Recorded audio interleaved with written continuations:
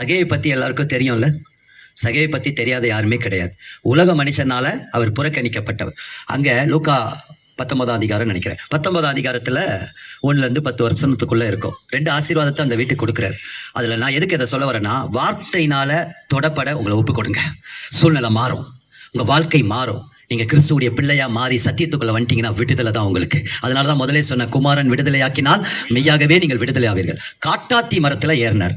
ஏன் காட்டாத்தி மரம்னு அந்த இடத்துல போட்டிருக்கு தெரியுமா? காட்டாத்தி மரத்துக்கு ஒரு ஸ்பெஷல் இருக்கு. ஆமோஸ் புஸ்தகத்தை எடுத்துக்கிட்டீங்கன்னா அந்த தீர்க்கதரிசி என்ன சொல்றாரு?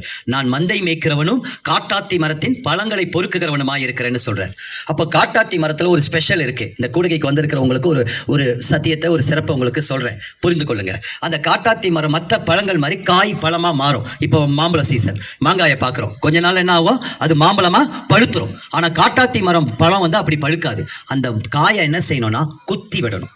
ஒரு குச்சை எடுத்து என்ன செய்யணும், ஒரு மரத்தையும் ஒரு பழத்தையும் குத்தி விடணும். குத்தி விட்டா தான் அது பழமா மாறும். இதை தான் ஆமோஸ் தீர்க்கதரிசி செய்தார். இப்போ சகேயு எங்க இருக்கிறாரு? காட்டாத்தி மரத்துல இருக்கிறாரு.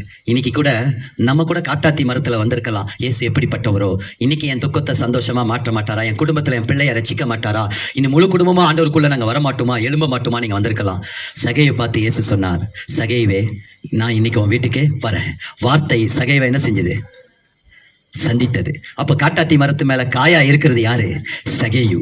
இன்னைக்கு கர்த்தருடைய வார்த்தை சகைவை சந்தித்த உடனே அவன் அந்த காட்டாத்தி மரத்துல இருந்து இறங்கும் போது எப்படி இறங்குறான்? கனி கொடுக்கிறவனாய் மாறுகிறான். நான் சொல்றது உங்களுக்கு புரியுதா?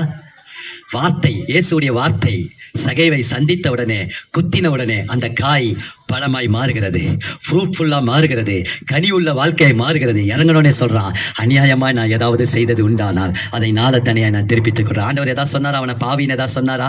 வார்த்தை அவன் இருதயத்தை குத்தினது, அவன் மனம் மாறினான், இருள் நீங்கினது, வெளிச்சம் வந்தது. 2 ஆசீர்வாதத்தை சகைக்கு கொடுத்தார். இந்த வீட்டுக்கு இன்றைக்கு ரட்சிப்பு வந்தது. இவனும் ஆபிரகாமுடைய சந்ததியா இருக்கிறான். இழந்து போனதை தேடவும் ரட்சிக்கவுமே மனுஷகுமாரன் வந்திருக்கிறார். அந்த ஏதேனில இழந்து போன அதே அதிகாரத்தை, அதே ஆளுகையை இந்த ரட்சிப்பின் வழியாய் கர்த்தர் கொடுப்பார். அதனால வார்த்தை குத்துவதற்கு இடம் கொடுங்கள். நம்ம காட்டாத்தி மரத்துல இருந்தா அந்த வார்த்தை குத்தப்பட்டு நாம் கனி உள்ளவர்களாய் மாறுவோம். இந்த நல்ல வாய்ப்பை எனக்கு தேவன் கொடுத்திருக்கிறார். NMS மிஷனரி பணிக்காக உங்களுடைய ஜபங்களில் நீங்கள் ஒவ்வொரு நாளும் நினைத்துக் கொள்ளுங்கள். தேசம் இயேசுவை அறியட்டும். மாரநாதா, இயேசு சீக்கிரம் வரப்போகிறார். அவரை சந்திக்க நாம் குடும்பமாய் ஆயத்தப்படுவோம். கர்த்தர் நாமத்துக்கே மகிமை உண்டாவதாக. ஆமென்.